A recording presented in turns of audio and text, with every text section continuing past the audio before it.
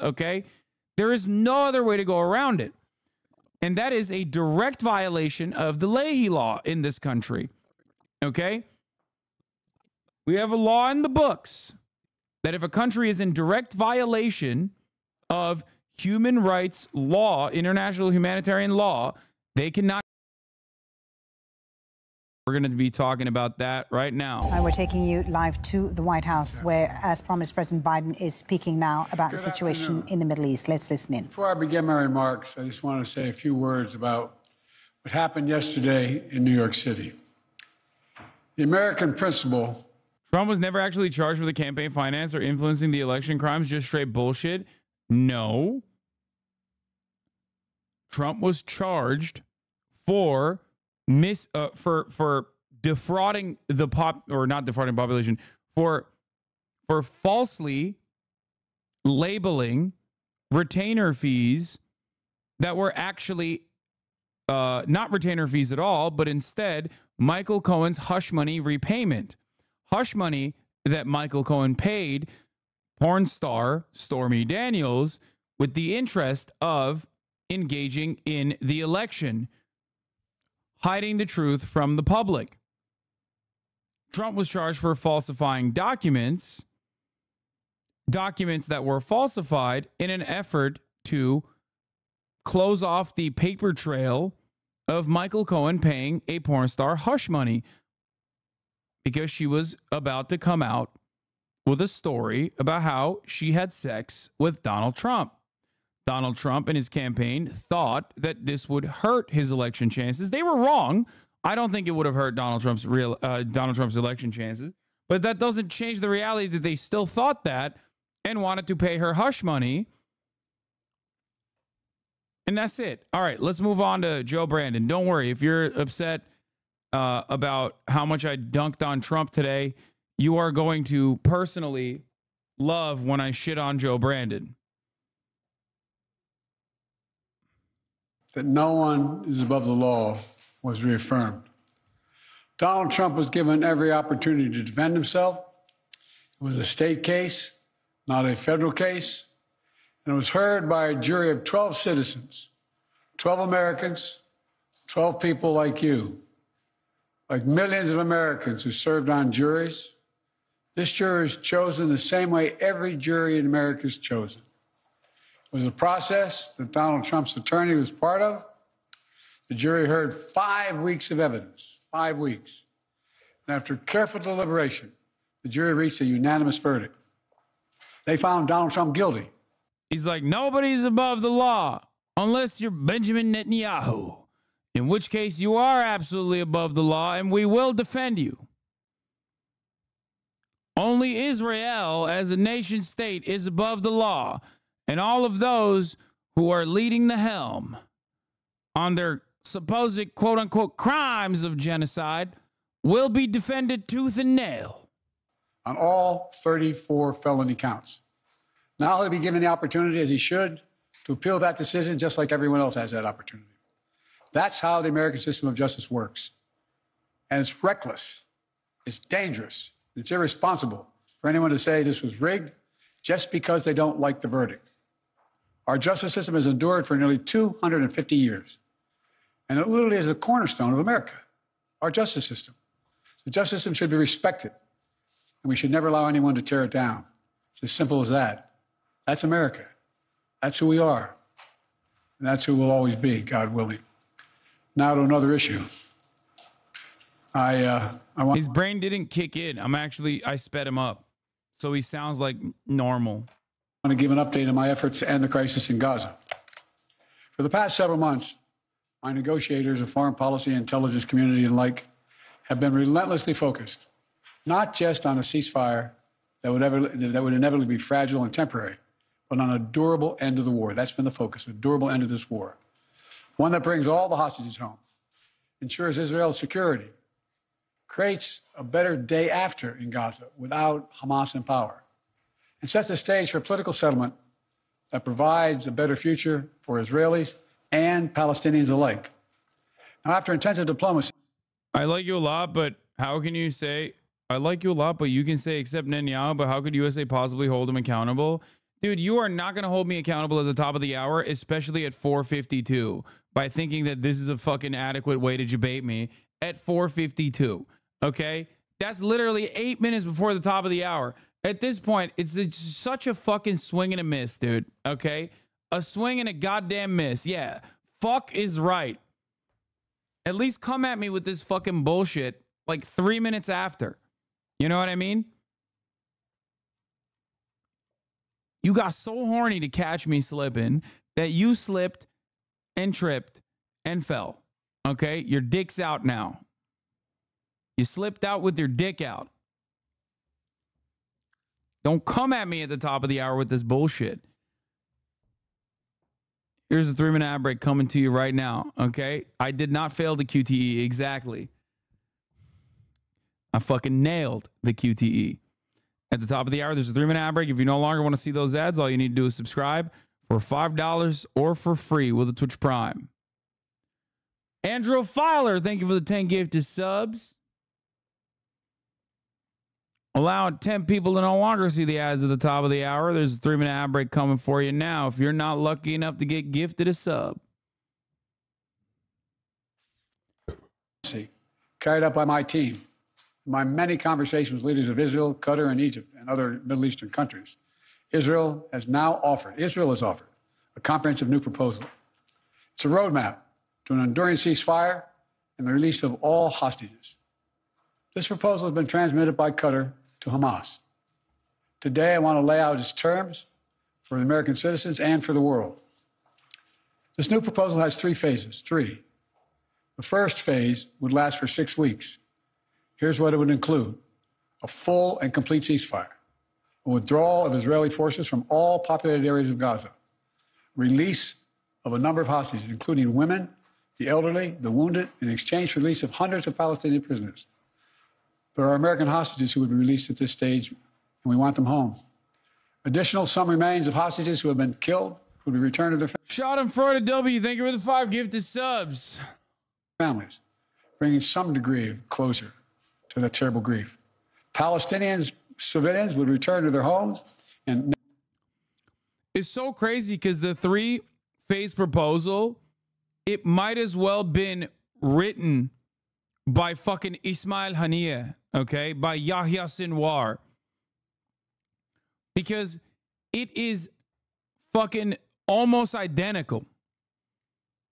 Biden's proposal, a permanent end to hostilities, reconstruct Gaza, Bibi's office, Israel will continue its war until all objectives are achieved. I'm not sure how to read this because about a week ago, Bibi explicitly told negotiators it's outside their mandate to end the war. Obviously, this wasn't really Israel's proposal. Either Biden changed the proposal's details as a maneuver to pressure Israel, or it's cynical bullshit. I think I'm cautiously leaning towards the former. Like this proposal, this 3-phase program, many people will look to and say, oh my God, how fucking sick. This is such a cool way to try and end the war, right? If you're like a Brandon fan, if you're a personal Brandon fan, you look at the situation and you say, this is relatively close, or this is a decent way to, at least in the short term, stop the fucking hostilities. When in fact, perhaps you would be shocked to find out Hamas proposes 3-stage 135-day truce and hostage deal leading to war's end. Where was that? When was that suggested? Oh, that's right. The 7th of February. How can you talk about this genocide so casually? Perhaps it is because I've been talking about this genocide for the past 9 months now, every single day, for approximately 5 to sometimes 8, sometimes 10 hours every fucking day. Now, what does this mean? What does this mean? Does this mean that, like, this was a reasonable proposal when Hamas proposed it? Was this a reasonable proposal when Hamas proposed it, but people refused to recognize that, but now they're saying that it is Brandon proposes it? Are there also some other scary implications beyond it? Well, I think there are some other scary implications beyond it. But just like on the broadest terms, this is literally an identical proposal, very close to what Hamas has suggested time and time again.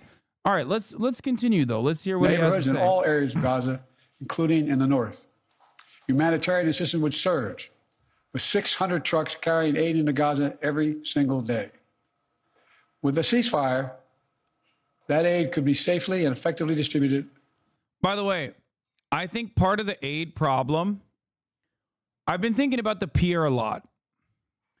I've been wondering, why would they try to rebuild the pier when the pier itself is bringing in no fucking aid?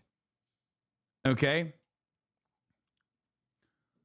And I think, personally, the reason why they built the pier was so that they could at least aesthetically claim something to counter the Leahy law. A law that dictates that no country in contravention of human rights laws will ever receive American weapons. And I think the reason why they built the pier was to at the very least say, oh, well, Israel let us build a pier so that we can actually have humanitarian aid flow through it, even though the reality is they're shutting down the crossings, the border crossings, so that they can significantly reduce the number of aid trucks that are going into Gaza. That, like, how can you say Israel is actually stopping the aid from going in? They let us build the pier and the aid can come in through the pier. And I think that's the reason why they like so desperately hold on to this pier. Many people personally think like, oh, it's just for aesthetics. I think there's a more nefarious reason for it. And I think that nefarious reason isn't that like they're sending, weapon shipments through the pier. That's silly. I think you're wrong about that. I think the real nefarious reason is that it has to be, there has to be something tangible that they can point to say Israel is trying its best to bring in aid. I think that's what it is, because otherwise there is no ass covering that you can give Israel in this situation. If there's no other way of entry, if there's no other entry for aid, and Israel controls all of the aid that goes in, then it's directly in the hands of Israel, which is a violation of human rights law. Not letting in aid is such a direct violation of human rights law and an act of egregious collective punishment that even the guy, the Holocaust survivor dude who created the Human Rights Watch, who was not only a Zionist, but also someone who was against the ICJ court case, okay, post-October 7. He openly recognizes that he was wrong and has changed his mind on Israel's actions, okay? The dude who created the Human Rights Watch, who said he was against the South African ICJ court case against Israel doing a genocide, said, no, now I believe Israel is doing a genocide. Why? Because Israel is refusing to send in aid to Gaza. Because that is a clear-cut, definitional violation of international rights, human rights, okay? There is no other way to go around it. And that is a direct violation of the Leahy law in this country. Okay? We have a law in the books that if a country is in direct violation of human rights law, international humanitarian law, they cannot get weapons. And I personally think that's why they wanted to desperately hold on to the fucking pier so they could say, oh, well, Israel is trying to make an honest effort to bring in aid, actually. Why isn't anyone doing anything then if they're directly violating human rights? No, I'm saying like even they have to cook the books a little bit, okay? Obviously, they don't give a shit about Israel violating human rights law, humanitarian rights. I mean, humanitarian law. I'm not saying that they give a shit about the humanity of it. It's not actually about the morality of it. It's the legality of it. Anyway, for people who are still trying to bait me at the top of the hour, I already ran the 3-minute ad break, guys. So stop. I know it was because someone tried to debate me literally 8 minutes before the top of the hour. That really doesn't add up. The State Department already doctored a report saying Israel wasn't doing human rights violations. No. That report that the State Department came up with was specifically about American weapons being used during Israeli hostilities that may or may not violate international humanitarian law or may constitute the war crimes. And that report in and of itself also said, well, we still need Israel to conduct personal self-investigations. They may have done war crimes with our weapons. What I'm talking about is something different. Obviously, there's a lot of rules in conducting yourself in war. There are rules about what targets you can hit. There are rules about what the civilian casualty to like enemy combatant casualty percentages need to look like. Israel's violating all of them. That's one thing. But there's also another side of this. When you are the dominant force, when you're the belligerent, you, for example, like safe zones, right? If you design a safe zone, there are very specific qualifications that you need to uphold for said safe zone, which is why Israel doesn't say it's a safe zone, but says it's a safer zone. Okay? Because a safe zone means there's clean water there. A safe zone means that it will not be attacked. Okay? Israel knowingly will not call it a safe zone because they know they're going to, eventually blow it up like they did in Rafah. Okay?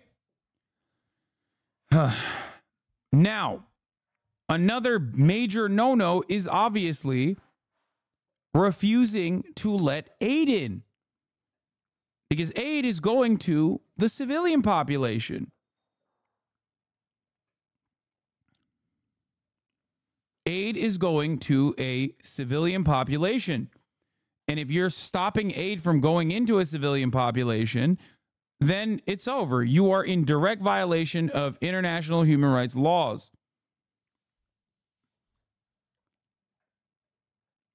Yesterday, it was leaked by Channel 12 that Bibi's NatSec Council head, Zahi Hanegbi, told the hostage, oh yeah, we're going to talk about that in a second. The hostage family's conversation is going to be had as well. But let's continue. All who need it. Hundreds of thousands of temporary shelters, including housing units, would be delivered by the international community. All that and more would begin immediately. During the 6 weeks of phase one, Israel and Hamas would negotiate the necessary arrangements to get to phase two, which is a permanent end to hostilities. Now, I'll be straight with you. There are a number of details to negotiate to move from phase one to phase two. Israel will want to make sure its interests are protected. But the proposal says if the negotiations take longer than 6 weeks for phase one, the ceasefire will still continue as long as negotiations continue. In the United States, Egypt and Qatar would work to ensure negotiations keep going. All agreements, until all the agreements are reached and phase two is able to begin. Then phase two would be an exchange for the release of all remaining living hostages, including male soldiers. Israeli forces would withdraw from Gaza. And as long as Hamas lives up to its commitments, a temporary ceasefire would become, in the words of the Israeli proposal, the cessation, end of quote, cessation of hostility. It's crazy, man. It's verbatim the fucking Hamas proposal all the way back in February. During the first 45-day phase, all Israeli women hostages, males under 19, and the elderly and sick would be released in exchange for female and underage Palestinian security prisoners in Israeli jails. Israel would withdraw troops from the populated areas. Implementation of the second phase would not begin until the sides conclude indirect talks over the requirements needed to end the mutual military operations and return to complete calm. The second phase would include the release of the remaining male hostages and full Israeli withdrawal from all of Gaza. Bodies and remains would be exchanged during the third phase. By the end of the third phase, Hamas would expect the sides to have reached an agreement to an end to the war. The terror group, which governs Gaza, said in an addendum that the proposal sought to release 1,500 prisoners from Israeli jails, a third of whom it wanted to select from a list of Palestinians serving life sentences. The truce would also increase the flow of food trucks and other humanitarian aid to Gaza at a rate of no fewer than 500 trucks per day. Lebanese news outlet Al Akhbar, thought to have ties to Hezbollah, also said it has seen a counterproposal from Hamas, apparently including an addendum with far greater detail on the first phase of the proposal. if this deal that Biden is presenting to you if this deal that Biden is presenting to you seems familiar, it's because it's verbatim almost. Here's what Hamas said, by the way, after this deal. Hamas issued a statement saying it looks positively at what was included in President Biden's speech, mainly his call for a permanent ceasefire, the withdrawal of Israeli forces from the Gaza Strip, reconstruction, and an exchange of prisoners. The movement affirms its position of readiness to deal positively and constructively with any proposal based on a permanent ceasefire, complete withdrawal from the Gaza Strip, reconstruction, and the return of the displaced to all their places of residence, and the completion of a serious prisoner exchange deal if the occupation declares its explicit commitment to that. So what happened in the time frame between February 7th or whatever and now? Well, thousands of more Palestinians were ruthlessly slaughtered. Hundreds of Palestinian homes were bombed into oblivion. Rafah happened. Hundreds of civilians in Rafah were mercilessly executed with American weapons. And during that time frame, domestic pressure increased, international pressure increased. The ICC openly came out with a court case against the war cabinet, or at least two prominent members of the war cabinet in Israel. Biden even suggested a red line that he never really enforced and lied about enforcing. So America coming out with this statement is pretty strong.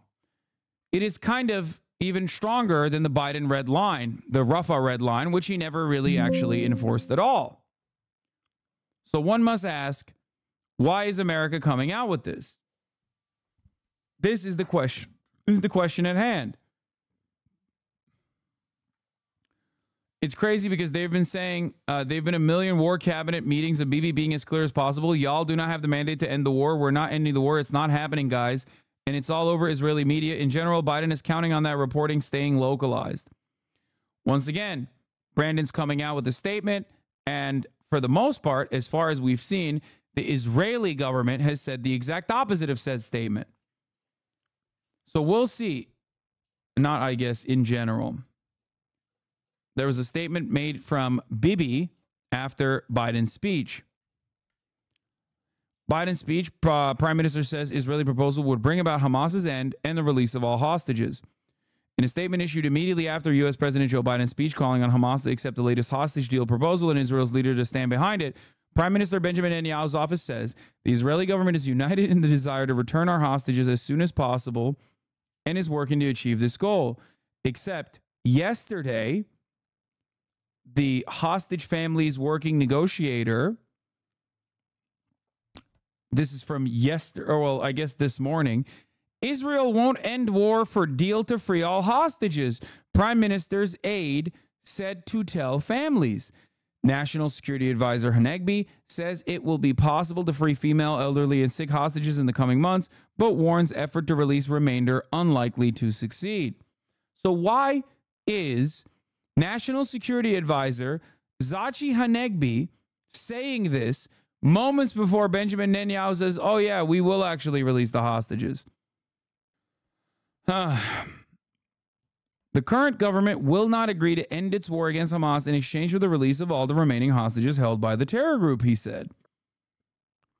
The message made during a heated meeting during which HasanAbi reportedly rebuked and insulted the relatives of several hostages, apparently calling them drama queens and yelling at them, appeared to be the first time a top Israeli official was quoted making such an admission. That's really interesting because their actions are, in my opinion, way more powerful than the supposed quotes that they would make directly to fucking hostage families. Because Benjamin Netanyahu can wear the fucking yellow ribbon that means, like, you know, release our hostages, bring them home all day, every day. But his actions say something entirely different. He's trying to kill them for the crime of being next to Palestinians. And they've killed them directly.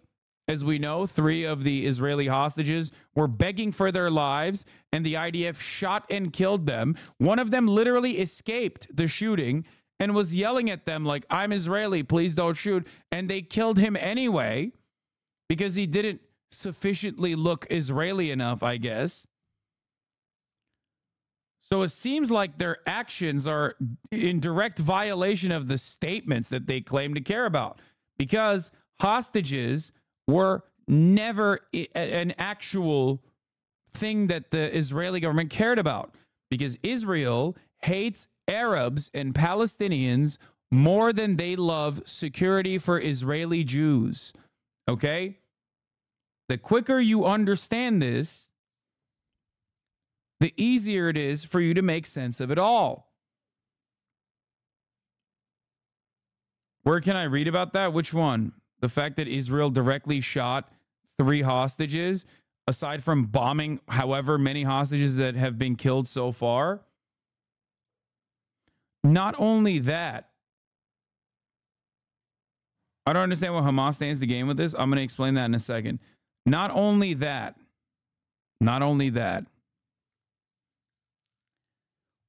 but you didn't have to look that far. You didn't have to look for a month of Israeli siege on Gaza to start understanding this reality. You could have looked at October 7. On October 7, the first act from the Israeli government wasn't to immediately secure communities that are on the Gaza envelope. It was to start immediately bombing Gaza. That should have been a pretty clear indication that they do not give a fuck about the hostages. And then further reporting came out that Israeli helicopters shot at both hostages and also those with Palestinian, like directly Israeli citizens and Palestinians that had Palestinian resistance groups that had taken hostages. Israeli tanks rolled into kibbutzim and blew up houses full of Israelis that were sheltering from the attacks.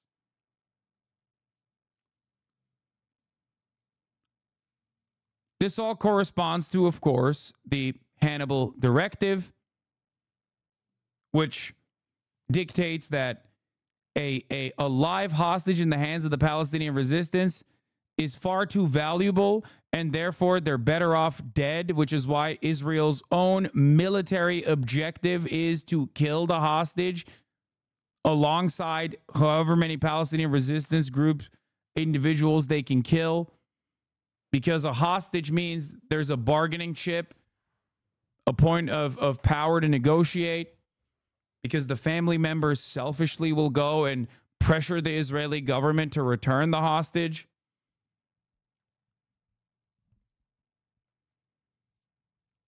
Just something to consider. The Hannibal Directive is an anti-Semitic hoax. This message is brought to you by the ADL. Yeah, totally. As far as the question goes, where was it? I don't understand what Hamas stands to gain with all this. Well, since October 7, they have very openly communicated their desires. October 7 was far more successful from their vision, from their perspective, thought it would be. That's number one. Number two is they thought they would nab a couple people in the forward operating base that they went into, or the surveillance base that they went into, kill a couple IDF people, and then quick in and out, maybe maximum 20 to 50 IDF hostages, and they're done. The security failure on October 7 caused tremendous commotion inside of Israel, allowed even criminal elements to enter into Israel proper, allowed random Palestinian civilians to enter Israel proper. And the death toll was far larger, including the death of 800 civilians. Okay? Nobody expected, Israeli citizens and Hamas and Palestinian resistance groups did not expect there to be no fucking security at the border whatsoever. This is why earlier in October, one of the major points of contention for me, something that I regularly talked about, was the arrogance, the hubris of the Zionist entity causing its own demise, both politically at the global stage with the amount of bloodshed that they've caused that they think will not help them lose favor in the international, in the sights of the global community and the international community, but also That arrogance and that sheer hubris, that dehumanization that they personally believed that the Arab mind is simply not capable of conducting military operations that could harm Israeli citizens' lives, caused them to remove protection from the fucking border, move them over to the West Bank to further dominate the West Bank. This was a major security flaw, which caused the death toll to be much larger. But as far as the Hamas goals goes, since October 7, they've openly communicated that their desires are to A, build a port in Gaza and engage in immediate cessation of hostilities, and last but not least, do a full-blown hostage release, a hostage swap for Palestinian prisoners currently being unjustifiably detained in Israeli detention facilities, including high-profile Palestinian prisoners, and also random Palestinian civilians that have been unjustifiably detained and held hostage. That was their three major goals. And they've made, I believe, around 30 plus, if not 39 negotiations since, calling for a cessation of hostilities and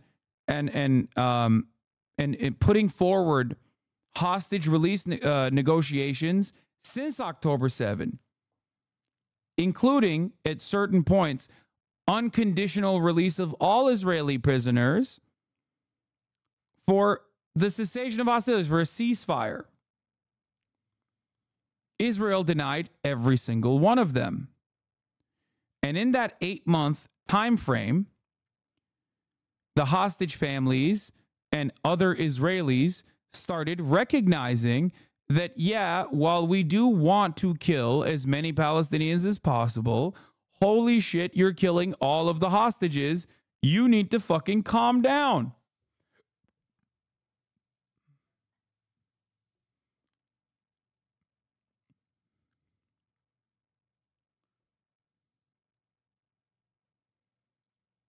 What?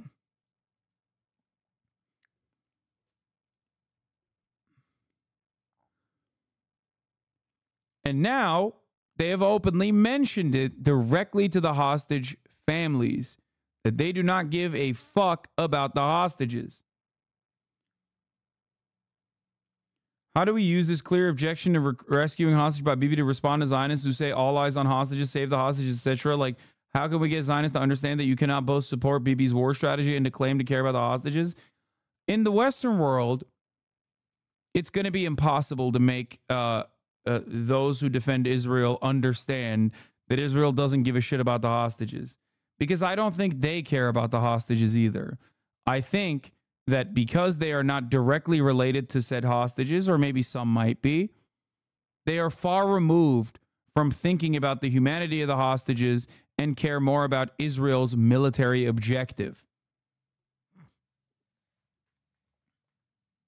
Why are we acting like all of Israel was on a day off and Hamas didn't do a thing to get over the wall? No, I'm not saying that at all. I'm simply stating that the amount of security that normally is supposed to be on that border that people take for granted was definitely not there. Some of the troops had been directed to operate in the West Bank instead. This does not mean that there weren't any fucking military activity on the border at all. It simply means that they were immediately overwhelmed.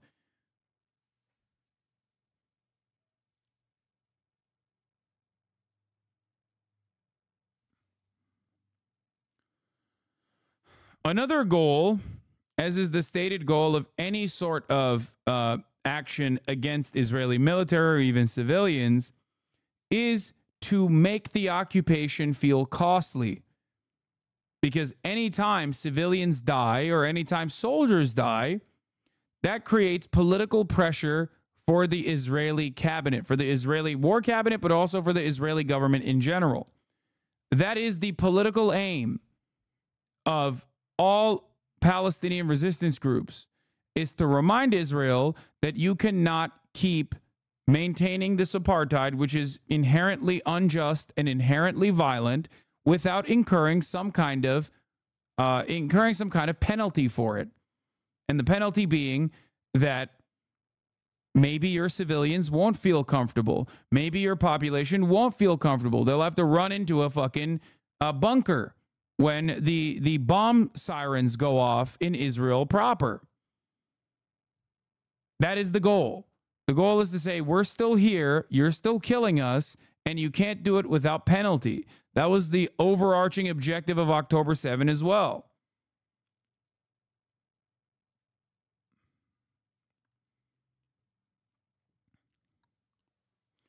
And no, I do not believe that October 7 is an inside job. I don't. I think it's just hubris. It is just pure hubris. It is Israeli government officials and military officials thinking, or rather believing their own fucking propaganda about the inhumanity and the barbaric nature of the Palestinian Arab. That they are simply too uncivilized to be able to conduct a fucking real military operation that could ever harm Israeli civilians. They got complacent and comfortable with their surveillance technology. They got complacent and comfortable with everything that they had done to maintain the apartheid, thinking that no one could ever defy the apartheid.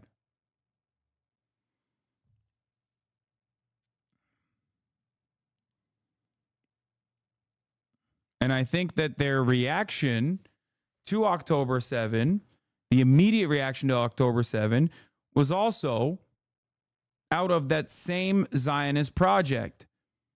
The notion that you have one speed. You just don't even think about the Israeli civilians. You don't think about the babies. You don't think about the children. You don't think about anybody and anything at all. You only think about punishing Arabs across the board. I can only speak. That's just the idea of rules of engagement in urban areas too. When you enter a building, you go in shooting. You shoot anything that moves is genocidal. I can only speak from experiences with Israelis. However, many have this biblical notion that the military pressure will bring them home. It takes a lot of work to dismantle, and in a lot of ways, you need to have them walk through the logic themselves. Like, what interest does Hamas have in releasing the hostages if the war doesn't end? If they don't regain control of Gaza, the next best thing is the continuation of their political strengthening that comes with the war. There was a fuck ton of people in Hawara and very few on the border. The hog bibis definitely won't, but some who aren't as dedicated to his cult of personality have still absorbed that logic, and you can get to them. Or you're 100% spot on. There is no other war, lol. There's only Bibi's war. Okay, stop talking to each other. No more sharing notes. In the you got to share it with the class. What is happening?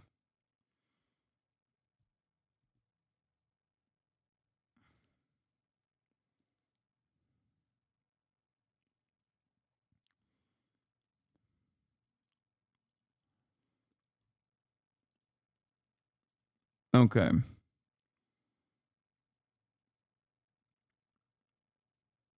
Check link.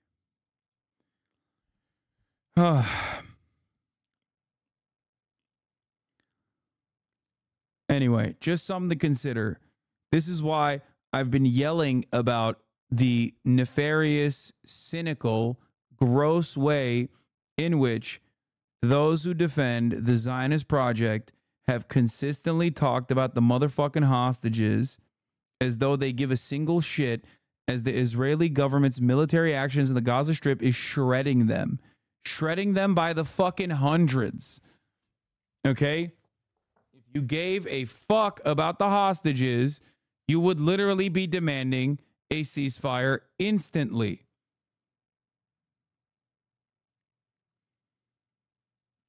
Anyone who stands against that proposal does not care about the hostages. Israeli hostages, I mean.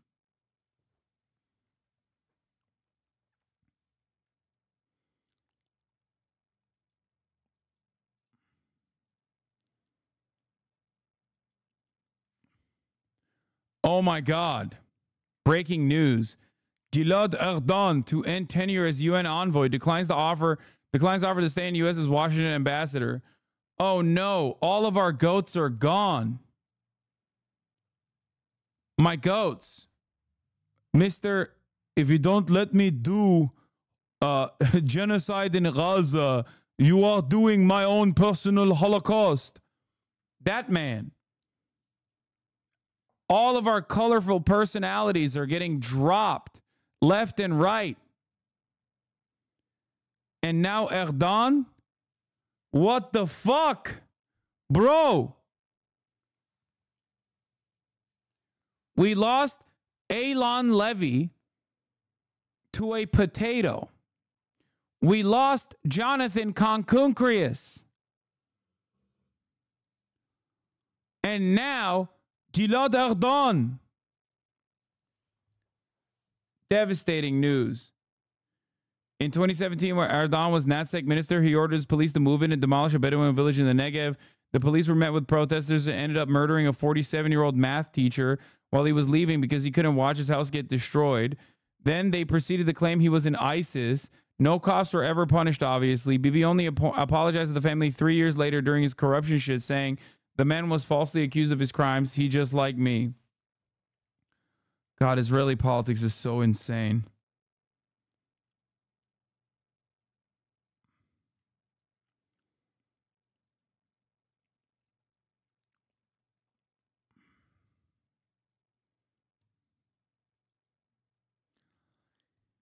Here's what Ben had to say about this proposal, by the way. Biden's outline of the supposed hostage ceasefire deal as proposed is clearly trash.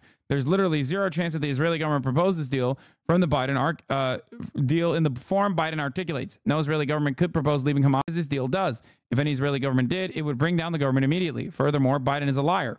The idea that members of the Israeli government don't care about the hostages is a vicious falsehood designed to throw support behind Hamas or to collapse the government from within, which is Biden's real goal. Biden saying that Israel must not pursue total victory over Hamas is absolutely outrageous. Those are the words of an imbecile and a moral coward. Stating that leaving Hamas in place somehow brings enduring peace is Orwellian in its evil.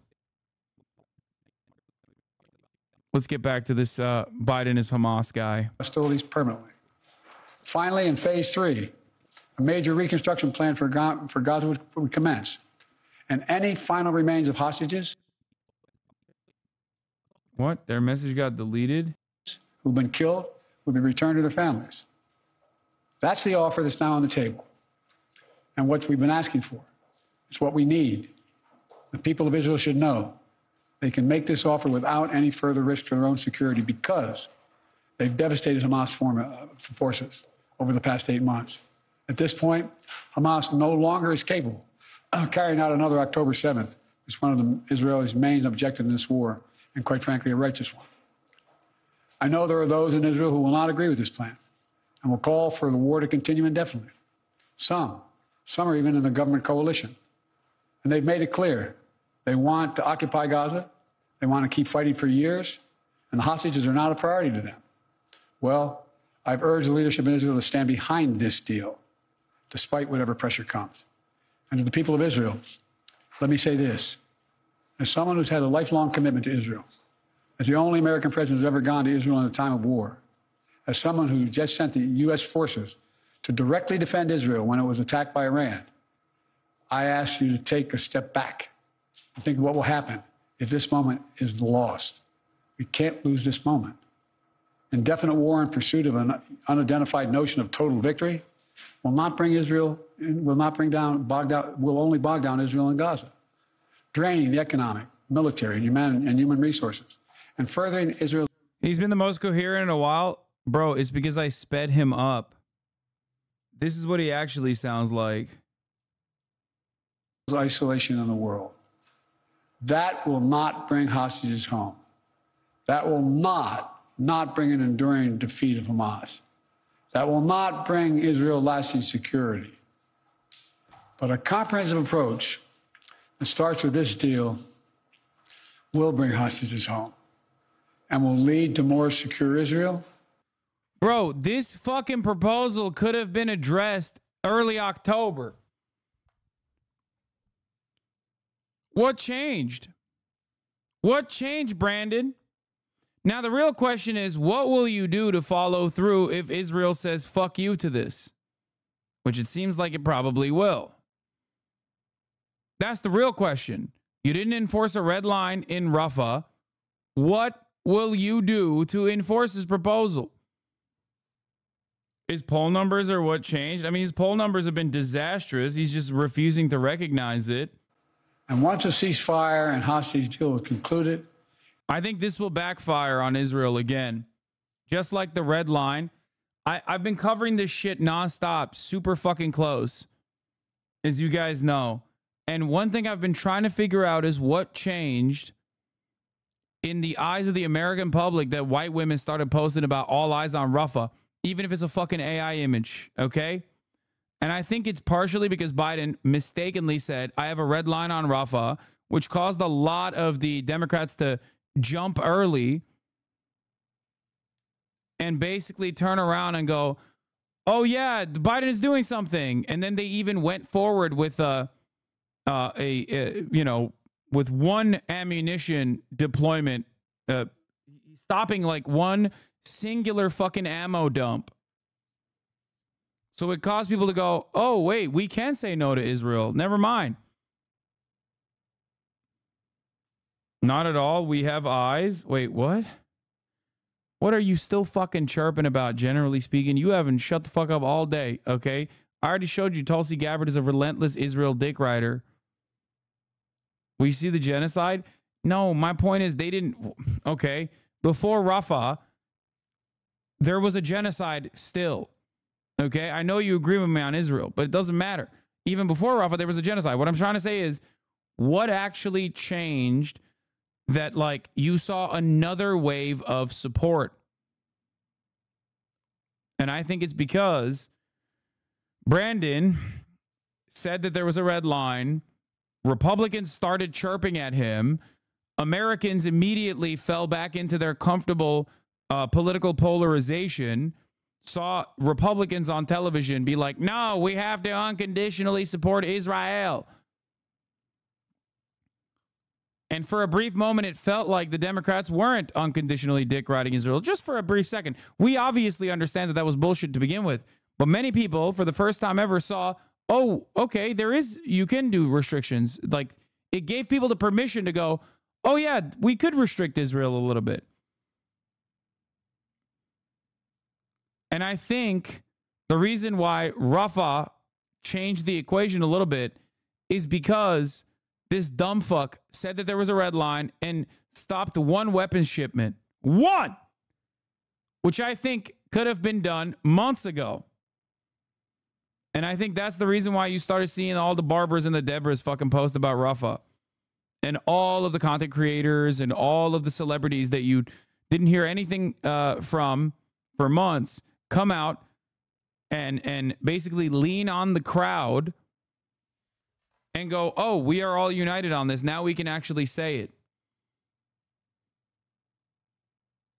I think that's what it is. As someone who follows this shit closely, that's my only... This is a speculation, of course, but this is what I think. What I now think is that this additional move that Israel might violate again will cause even more people to get mad at Israel. Okay? Because if Israel does what Israel does all the time, and they have stated that they have an intention of staying in Gaza until 2025, at least January 2025, I think if Israel follows along with that agenda of total victory, even more Barbaras and Debras are going to get involved and say, that's crazy. We're done. This is over. It's done. Israel does not understand the power that the Swifties have. I know it sounds stupid to say it like that, but it's something that I've brought up earlier in this conflict, in this genocide, which many yelled at me about. But I understand the power that white women hold. Okay? This motherfucking government is going after Ticketmaster. When's the last time they actually effectively prosecuted a monopoly, man? Are you fucking kidding me? The only time that these guys actually work against capital is when the Swifties are on board. And now you got fucking Swifties saying Taylor Swift say something about Gaza. I'm half joking when I say this. So does Biden get credit for doing the right thing after people pressured him? We know pressure works. Doing this deal is good. I was happy when I saw it. Am I dumb? No, I mean, I'm not going to fucking give Biden any credit for this. This is 36,000 dead children on his hands. I would have given him credit if he did this in October. Fuck it, November.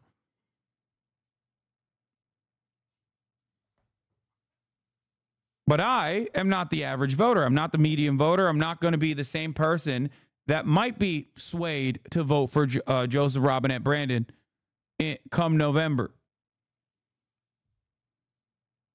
Many people have a different calculation than myself.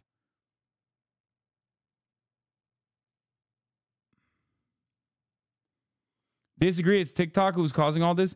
Man, TikTok has been chirping about fucking Gaza, and it's very powerful of a tool to motivate people and to change people's minds. I'm not discounting TikTok at all. I'm saying what changed between Rafah and before Rafah. Pre-Rafah, pre-tent massacre, there was a lot of buildup, a lot of momentum, but it seemingly went nowhere. Post-Rafah, post-tent massacre, something legitimately changed. I say this as someone who only has the capacity to view this from, you know, my own personal framework, my own personal perspective.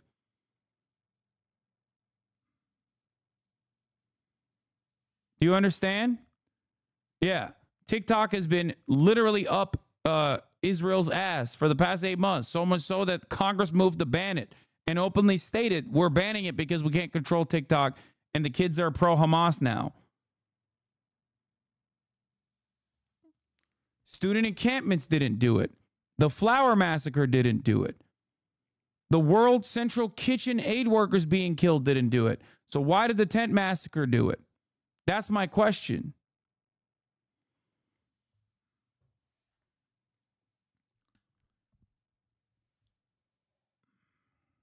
That's all I'm stating.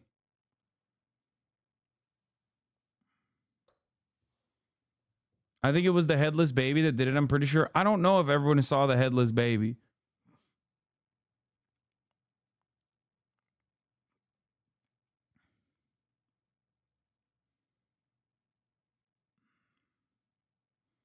I think that played a role in it.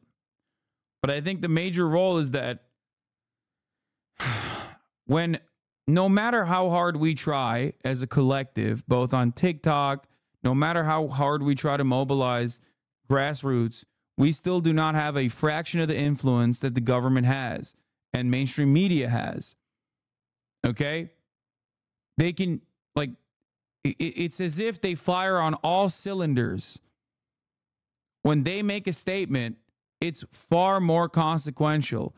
That's why I think Biden's change of pace, even remotely in the direction of seemingly punishing Israel or seemingly demanding Israel dial it back a little bit, caused this massive sea change. I think Biden said it, Rafah is the red line. People saw babies being slaughtered in Rafah and we're like, what the fuck? Where's your red line now? Anyway, it doesn't really matter ultimately because things are really fucked up regardless. But the only reason why I talked about this, Biden coming out with this statement, is massive as well. And I personally think that this, depending on how Israel moves from this point on, if Israel does what Israel has been doing, will cause its downfall completely, like utter destruction of the Israeli political apparatus in its entirety.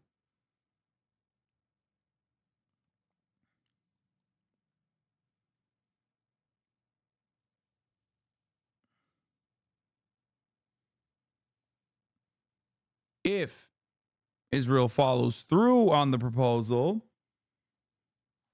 I mean, Netanyahu is over no matter what, but maybe they can return to like some semblance of liberal Zionism under Benny Gantz's leadership.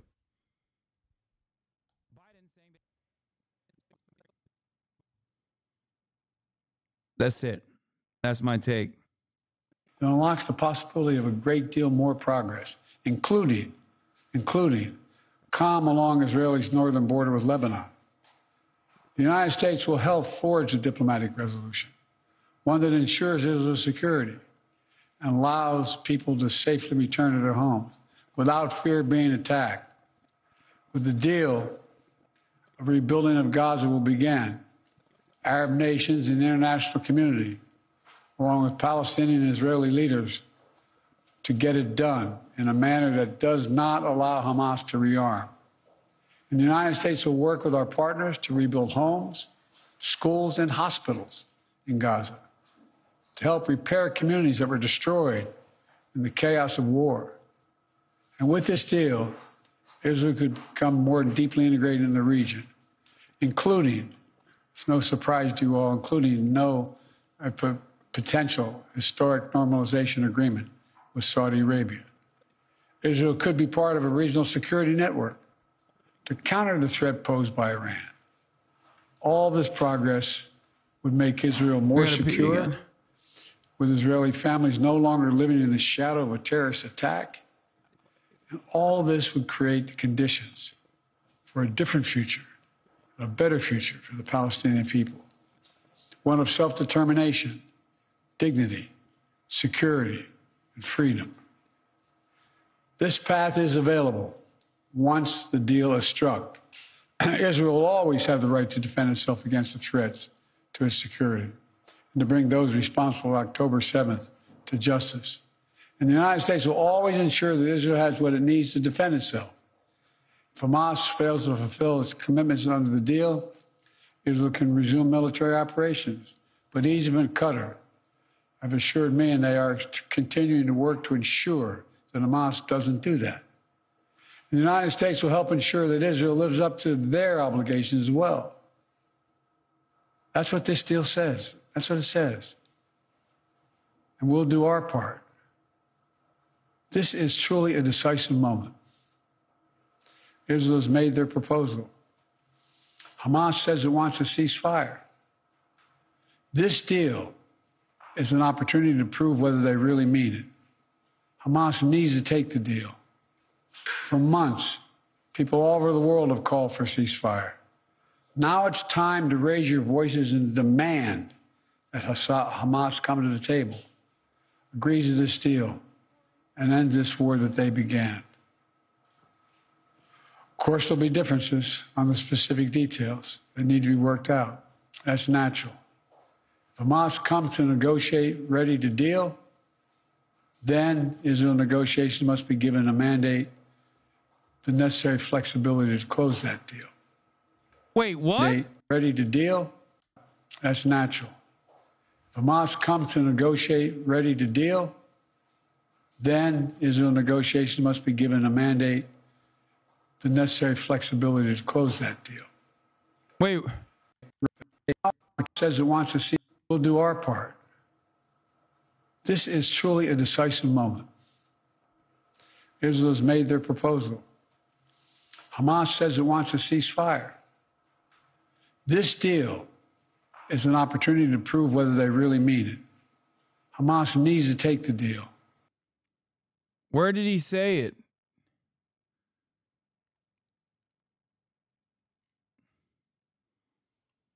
Wait. For months, people all over the world have called for a ceasefire. Now it's time to raise your voices and demand that Hamas come to the table.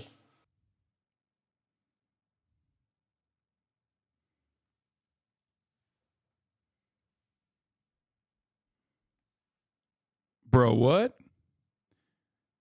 Bro, yo. To raise your voices and demand that Hamas come to the table.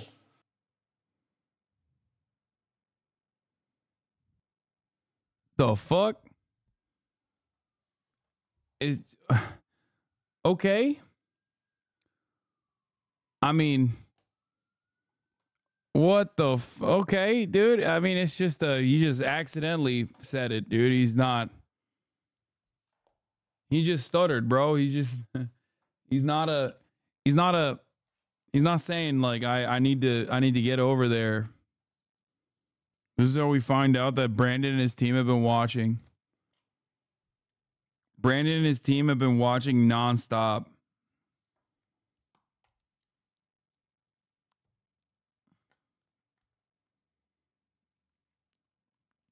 Joe Brandon was an old school HasanAbi head. Agrees to this deal and ends this war that they began. It's crazy that he's saying that like Hamas come to the table and end this war that they began. It's like, bro, what are you talking about? You are number one, directly verbatim proposing their proposal, like exactly the identical one since like February. Two, they've had numerous proposals from the jump since early October that Israel has said no to. What planet is this motherfucker living on? Of course, there'll be differences on the specific details that need to be worked out. That's natural. If Hamas comes to negotiate, ready to deal, then Israel negotiations must be given a mandate, the necessary flexibility to close that deal. The past 8 months have marked heartbreaking pain. Pain of those whose loved ones are slaughtered by Hamas terrorists on October 7th. Hostages and their families waiting in anguish. Ordinary Israelis whose lives were forever marked by the shattering event of Hamas's sexual violence and ruthless brutality. And the Palestinian people have endured sheer hell in this war.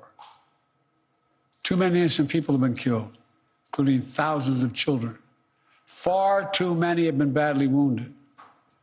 We all saw the terrible images from the deadly fire in Rafah earlier this week, following an Israeli strike against targeting Hamas. And even as we work to surge assistance to Gaza, with 1,800 trucks delivering supplies these last 5 days, 1,800, the humanitarian crisis still remains. I know this is a subject on which people in this country feel deep, passionate convictions, and so do I. This has been one of the hardest, most complicated problems in the world. There's nothing easy about this, nothing easy about it. Through it all, though, the United States has worked relentlessly to support Israeli security, to get humanitarian supplies into Gaza, to get a ceasefire and a hostage deal to bring this war to an end. Yesterday, with this new initiative, we've taken an important step in that direction. I want to level with you today as to where we are and what might be possible. But I need your help. Everyone who wants peace now must raise their voices and let the leaders know they should take this deal, work to make it real, make it lasting, and forge a better future out of the tragic terror attack and war. It's time to begin this new stage. For the hostages to come home. I think the border incident with Egypt might have had an additional effect on top of the Rafah massacre. Oh, politically speaking, yes. I wasn't talking about that. I was only talking about like the public pressure and why it changed a little bit. And if you've been paying close attention since October 7, you probably also noticed a major shift happening, like far greater than even after the war, after the World Central Kitchen massacre, even after the Flower massacre, like far greater. Post Rafah, it was genuinely shocking how many Americans all of a sudden were like caught up to speed functionally, even if they weren't actually caught up to speed. I already talked about it. Hamas said yes to this and said, this is great. We're on board. They said that they look positively to this, of course. Why wouldn't they? The proposal is identically fucking ripped from one of their prior proposals. So I don't really understand